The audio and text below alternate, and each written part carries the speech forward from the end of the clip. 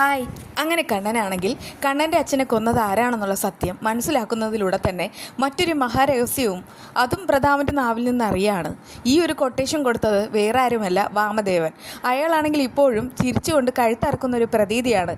കഴിഞ്ഞ ദിവസം പോലും 7-ാം മാസത്തെ വളകാപ്പ് ചടങ്ങിന് അവിടെ വന്ന കാര്യമെല്ലാം കണ്ണൻ ഇങ്ങനെ ഓർത്തെടുക്കുന്നുണ്ട്. അതിലുപരിയായിട്ട് പ്രതാപൻ വന്നിട്ട് സത്യങ്ങളെല്ലാം തുറന്നു പറയുന്ന ആ ഒരു മൊമെൻറ്റിൽ അയാളുടെ വായ് പൊത്താനായിട്ട് വാമദേവനും ഉത്സാഹമായിരുന്നു. കുറേ സമയത്തേക്ക് അനന്തവും സാഗറും വാമനും പ്രതാപനും അപ്രത്യക്ഷമായിരുന്നു. വാമദേവന് എന്താണ് ഈ ഒരു കാര്യത്തിൽ ഇത്ര ഇതെന്ന് കണ്ണൻ ആലോചിച്ചു കൂടാതെയില്ല. അവസാനം സത്യങ്ങളെല്ലാം അറിഞ്ഞിട്ട് കണ്ണനാണെങ്കിൽ ഉടവാളെടുക്കാണ്. ഇനി ഇക്കാര്യം മറച്ചു വെച്ചിട്ട് യാതൊരുവിധ കാര്യമില്ല. എന്നാൽ ദുർഗയും ഉണ്ണിയും എല്ലാവരും സംസാരിക്കാൻ വരുമ്പോൾ കണ്ണനാണെങ്കിൽ ഒരു ഭ്രാന്തമായ ഒരു മുഖരിതമായിട്ടുള്ളൊരു സ്ഥിതിയിലേക്ക് പോയിക്കൊണ്ടിരിക്കുകയാണ്.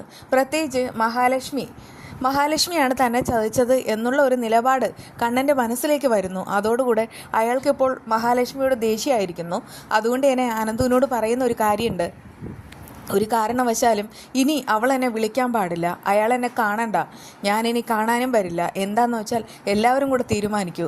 ആത്മാർത്ഥമായിട്ട് ഞാൻ സ്നേഹിച്ച എൻ്റെ കൂട്ടുകാരനായ നീ പോലും എന്നെ ചതിച്ചില്ലേടാ, ഇതിൽ പരം എനിക്കിനി എന്താടാ വരാനുള്ളത് എന്നൊക്കെ വളരെ ഇമോഷണലായിട്ട് പറയുന്നതോടൊപ്പം തന്നെ കണ്ണൻ അനന്തുവിനെ പിടിച്ചു തള്ളുകയും ചെയ്യുന്നുണ്ട്. ഇതോടുകൂടെ തന്നെ കണ്ണൻ്റെ മനസ്സിൽ ഒരു പക മുറ്റിക്കയറുകയാണ്. ഇനി പിടിച്ചു നിന്നിട്ട് കാര്യമില്ല. എന്തായാലും മഹാലക്ഷ്മിക്ക് കാര്യങ്ങളെല്ലാം മനസ്സിലാകുമ്പോൾ ആളാണെങ്കിൽ പൊട്ടിക്കരയുന്നു. മനഃപൂർവ്വമായിട്ടാണ് ഇതുവരെ കാര്യങ്ങൾ മറച്ചു വെച്ചത്. ഇത് കഴിഞ്ഞിട്ടുള്ള ആഫ്റ്റർ എഫക്റ്റ് എന്താണെന്ന് മഹാലക്ഷ്മിക്ക് അറിയാം. അതുകൊണ്ടാണ് അവളൊന്നും പറയാതിരുന്നത്. എന്നാൽ പറയാതിരുന്നിട്ട് എന്തെങ്കിലും കാര്യമുണ്ടോ? കണ്ണനല്ല, ഇനിയിപ്പോൾ ഉണ്ണിയായാലും ഇങ്ങനെയൊക്കെ തന്നെ പ്രതികരിക്കുകയുള്ളൂ. ഇനിയിപ്പോൾ കരുണയ്ക്കും സത്യങ്ങൾ അറിയാമെന്ന് ഉണ്ണി അവസാനം മനസ്സിലാക്കുമ്പോൾ കരുണയോടും ഇങ്ങനെയൊക്കെ പ്രതികരിക്കും. അതിലവരെ ഒന്നും കുറ്റം പറഞ്ഞിട്ട് കാര്യമില്ല. കാരണം ഒരു കൊലപാതകം നടന്നപ്പോൾ സ്വന്തം അച്ഛനെയാണ് ആ വാമദേവനും പ്രതാപനും ചേർന്നിട്ട് ഇല്ലാതാക്കിയത്. ഇപ്പോൾ പ്രതാപനോടല്ല കണ്ണന് ദേഷ്യം, പ്രത്യുത ഈ മഹാലക്ഷ്മിയോടും വാമദേവനോടൊക്കെ തന്നെയാണ്. വാമദേവൻ അവനും ഇല്ലാതാവണം.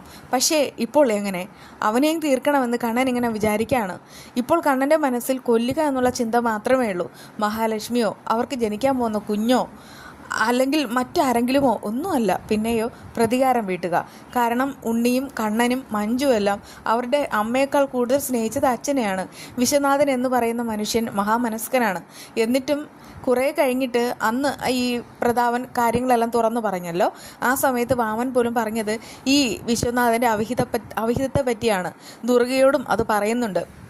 തുളസിയോ അങ്ങനെയുള്ള ഓരോ പെണ്ണുങ്ങളുടെ പേരാണ് ഈ പ്രതാപം പറയുന്നതെന്ന് പറഞ്ഞ് അവരുടെ മനസ്സിലും തെറ്റിദ്ധാരണ ഉളവാക്കാനായിട്ട് വാമദേവന് കഴിഞ്ഞു. എന്തായാലും കണ്ണൻ്റെ മനസ്സിൽ ഭയങ്കരമായിട്ട് ഒരു ദേഷ്യം വരികയാണ്. ഇതിനെല്ലാം തിരിച്ചടി കൊടുക്കണം, എന്നാൽ തനിക്കൊരിക്കലും തിരിച്ചടി കിട്ടില്ല, ഇതെല്ലാം പ്രതാപൻ്റെ തലയിൽ മാത്രമേ ഇരിക്കുകയുള്ളൂ എന്നൊക്കെ ഇങ്ങനെ കരുതിയിട്ട് ആ വാമൻ ഇങ്ങനെ ഭയങ്കര ഹൈപ്പായിട്ട് നടക്കുകയാണ്. പക്ഷേ ഇയാൾ അറിയുന്നില്ലല്ലോ കണ്ണൻ സത്യങ്ങളെല്ലാം അറിഞ്ഞു എന്ന്. എന്തായാലും വാമദേവൻ വീണ്ടും വളരെയധികം സന്തോഷത്തിൽ കണ്ണൻ്റെ അടുക്കിലേക്ക് വരും. വീണ്ടും ജോലിയിലേക്ക് പ്രവേശിപ്പിക്കണമെന്ന് പറയും. പ്രത്യേകിച്ച് കഴിഞ്ഞ ദിവസം അനന്തു ഈ വാമനോട് പറഞ്ഞ ഒരു കാര്യമുണ്ട്, നമ്മളല്ലാത്ത തൽക്കാലം ഈ വിശ്വനാഥൻ അങ്കിളിനെ ഈ പ്രതാപൻ കൊന്ന കാര്യം കണ്ണൻ അറിയണ്ട, ആരും അറിയണ്ട. എങ്കിൽ ഉറപ്പായിട്ടും നിങ്ങൾക്ക് തന്നെ അതിൻ്റെ പ്രയോജനം. നിങ്ങൾക്ക് ഞാൻ കണ്ണനോട് പറഞ്ഞിട്ട് ജോലി മേടിച്ചു തരാം. അങ്ങനെ അത് വെച്ചിട്ട് ഈ വാമദേവനാണെങ്കിൽ അനന്തുവിനെ വിളിക്കുന്നുമുണ്ട്. കഴിഞ്ഞ ദിവസം മോനൊരു കാര്യം പറഞ്ഞിട്ടുണ്ടായിരുന്നു, എന്നെ ജോലിയിലേക്ക് എത്രയും വേഗം തന്നെ പ്രവേശിപ്പിക്കാമെന്ന്. ആ സമയത്ത് അനന്ത് പറയുന്നൊരു കാര്യമുണ്ട്, ഇനിയിപ്പോൾ അതൊന്നും മറച്ചു വെച്ചിട്ട് കാര്യമില്ല. നമ്മൾ ആരിൽ നിന്നാണോ സത്യം മറച്ചു വെച്ചത് അയാൾ കാര്യങ്ങളെല്ലാം അറിഞ്ഞു. അത് കേട്ട് വാമനാകെ നടുങ്ങി നിൽക്കുന്നുണ്ട്.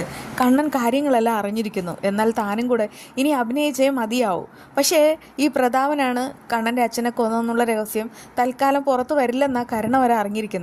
എന്നാൽ ഇപ്പോൾ തൻ്റെ അച്ഛൻ മാത്രം പ്രതിയാവുന്ന സ്ഥിതിക്ക് ആരാണ് കൊട്ടേഷൻ കൊടുത്തതെന്ന് കരുണയ്ക്കും പറയേണ്ടി വരും. ഇതുവരെ അച്ഛന് ഭ്രാന്താണ്, അച്ഛനെ ആരും കാണാൻ പോകേണ്ട എന്നൊക്കെ പറഞ്ഞ് വിലക്കിയവൾക്ക് ഇനി ഇപ്പോൾ സത്യങ്ങൾ തുറന്നു പറഞ്ഞേ മതിയാവൂ. അതോടുകൂടെ തന്നെ കണ്ണനും ഉണ്ണിയും മഞ്ജു എല്ലാം ഒന്നിക്കും. അവർക്ക് 3 പേർക്കും അത്രമാത്രം അച്ഛൻ്റെ പ്രിയമായതുകൊണ്ട് തന്നെ അച്ഛന് വേണ്ടിയിട്ട് കൊട്ടേഷൻ കൊടുത്തവൻ്റെ തലയെടുക്കാൻ അവർ 3 പേരും ഇറങ്ങും. ഇതിപ്പോൾ നമ്മുടെ കണ്ണൻ മാത്രമല്ല, ഉണ്ണി ഇറങ്ങും. അങ്ങനെ 2 പേരും ചേർന്നിട്ടായിരിക്കും വാമദേവനിട്ട് പണി കൊടുക്കാനായിട്ട് പോകുന്നത്. അതെ, ഇവിടെ പ്രതാപനാണെങ്കിൽ ഇങ്ങനെ ഒരു ഭ്രാന്ത് വന്നതുകൊണ്ട് അയാൾ സത്യങ്ങൾ തുറന്നു പറഞ്ഞത്. ആ ഒരു സ്ഥിതിക്ക് വാമദേവനും കുടുങ്ങണം, അയാളെ ജയിലിലേക്ക് തന്നെ പോകണം. ആരാണോ തെറ്റ് ചെയ്തത് അവർ ശിക്ഷിക്കപ്പെടണം എന്ന് തന്നെയാണ് നിങ്ങളെപ്പോലെ എൻ്റെ ഈ നിലപാട്. എന്തായാലും ഇനി വരാൻ പോകുന്നത് കണ്ണൻ്റെ പ്രതികാരത്തിൻ്റെ ആ ഒരു എപ്പിസോഡ് തന്നെയായിരിക്കും. ആ വിശേഷമായി കാണാൻ.